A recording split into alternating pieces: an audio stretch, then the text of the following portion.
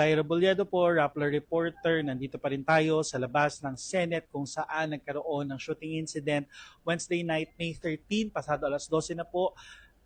May 14, unang tanong, nandito pa rin ba sa loob ng Senado si Senator Bato de la Rosa?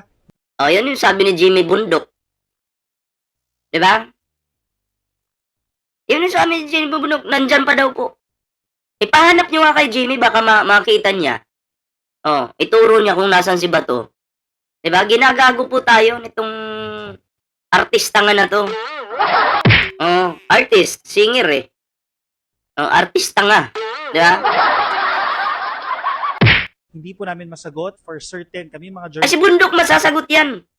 Gagamitan ka ng pinagbabawal na teknik na kasinungalingan.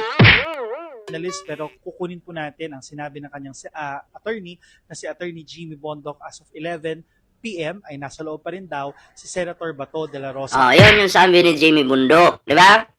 Kaya dapat po dyan, sa gagong abugago na yan, madisbar. Kasi nililigaw po niya at niluluko niya yung taong bayan.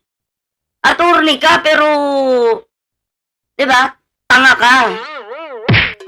At sana naman po, yung katangahan mo, Jimmy Bundok, wag mo naman kaming idadamay. Wag mo namang idadamay yung taong bayan kasi syempre ang taong bayan nakikinig. Naghahanap ng maayos na balita. Tapos ngayon sasabihin mo nandyan kahit wala na. 'Di ba? Tarantado ka talaga. 'Di ba? Alam mo wala na sasabihin mong nandyan.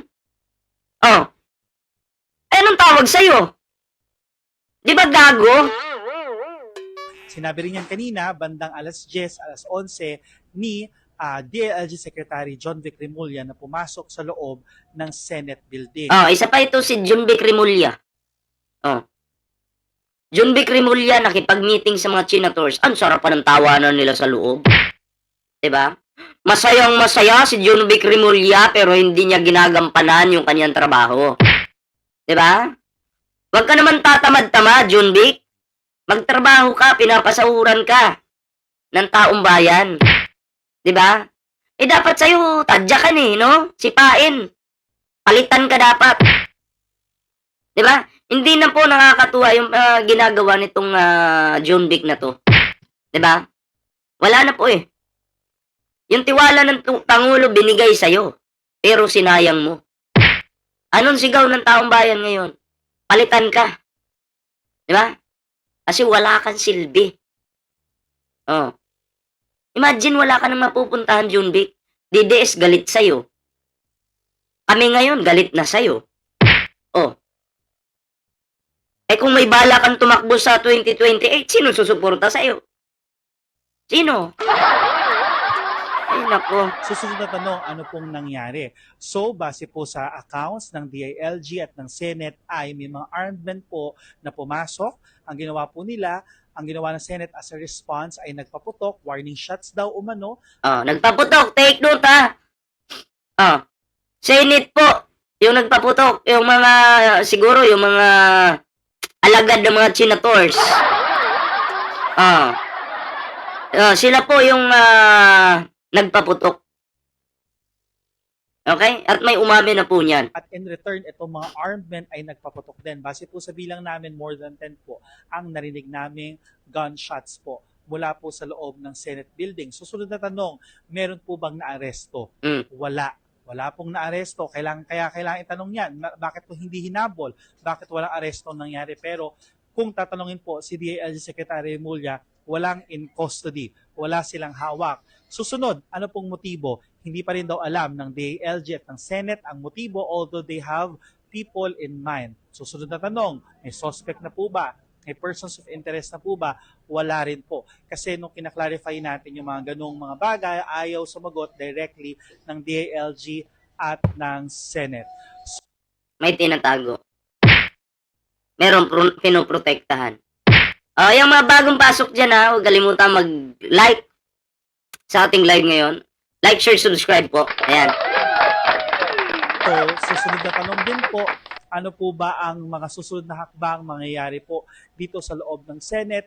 Business as usual, pa rin. As of the moment, pasado alas 12, in and out yung mga papulisan.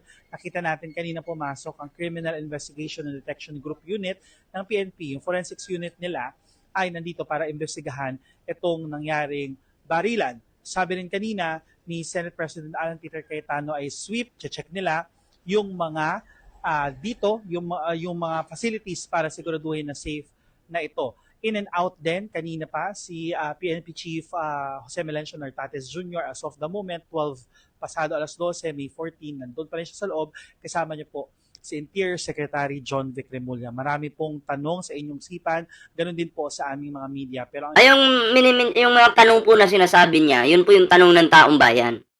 Okay? Na binigyan lang po nila ng kasagutan. Importanteng tanong po dito ay ano po ba talaga ang nangyari?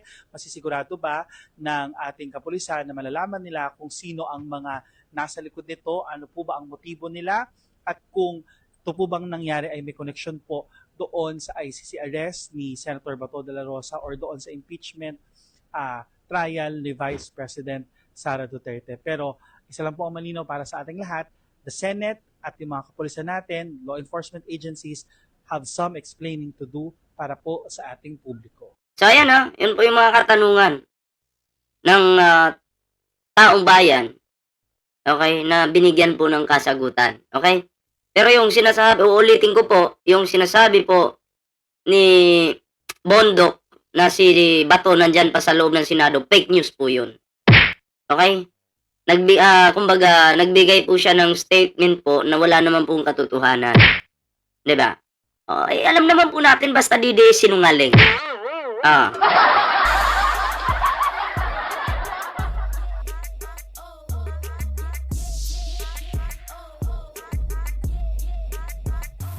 Wait lang. Okay. Okay, dugtong po natin itong balitang ito mga pre, ano. Ayan. Yung taong bayan ay galit na galit na. Okay? Kita nyo to. Nagkaisa po sila.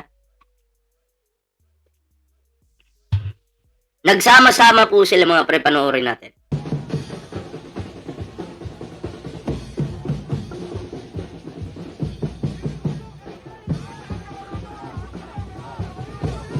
Hindi po mabilang yung mga tao na to na galit ngayon dito sa ating tamad at walang kwentang Vice President na si Sara Duterte. Diba? Sara, impeach. Okay? Impeach daw po si Sara Duterte. Ang taong bayan ay nanggigigil na ngayon sa mga gagong magnanakaw. Diba? Oo, kulang na lang. Kalad ka rin si Sara Duterte. Pero hindi nyo po kayang kalad ka rin ngayon si Sara Duterte kasi nagpapasarap pa po sa ibang bansa. Okay, habang nagkakagulo po yung Pilipinas, siya po hayahay sa ibang bansa. Okay, hindi ko po ramdam na meron po tayong Vice President. Noon pa man hanggang ngayon, ang tingin ko kay Sara ay basura. Diba? Tuloy natin.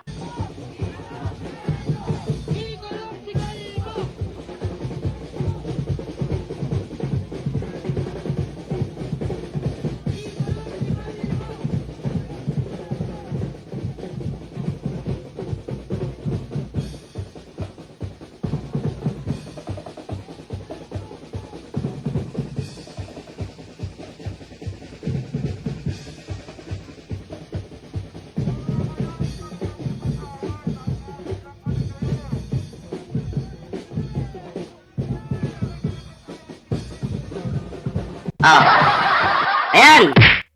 Hindi po natin mabilang. Marami na pong galit. Okay.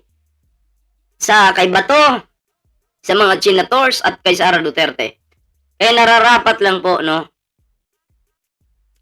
na ma-impeach na po itong si Sara Duterte. Kasi dyan po sa kamera, mga pre, nilabas na po nila yung mga ebidensya laban dito kay Sara Duterte. Diba? Yung kanyang pagnanakaw, yung kanyang katarantaduhan, kayabangan, pagbabanta. Nakita na po natin lahat. Ano pa bang kailangan? Diba? Para sa akin, wala nang kailangang dapat diretso na yan. Impeach na agad yan. Kailangan nga, within 10 minutes, pag nasimulan yung hearing sa Senado, impeach na agad. Patagalin pa ba yan? Di ba? Pero syempre, pagtatanggol yan ng pinakabobong senador na si Ruben Padilla, yung si Mr. Piluca, di ba? O mga senators, o malamang, pagtatanggol po yan. Di ba? Baka, pagdating po sa Senado, baka puro technicalities yung tingnan para hindi po ma-impeach yung kanilang amo. Yung kanilang among magnanakaw.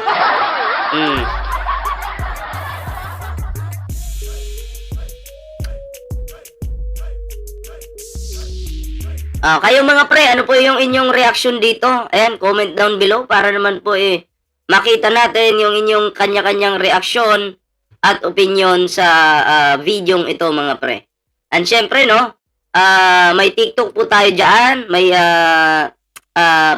Facebook page po, dalawa po ating Facebook page ha, sana po inyong suportahan mga pre. Ayan, at yun na nga, move po tayo sa next topic po natin.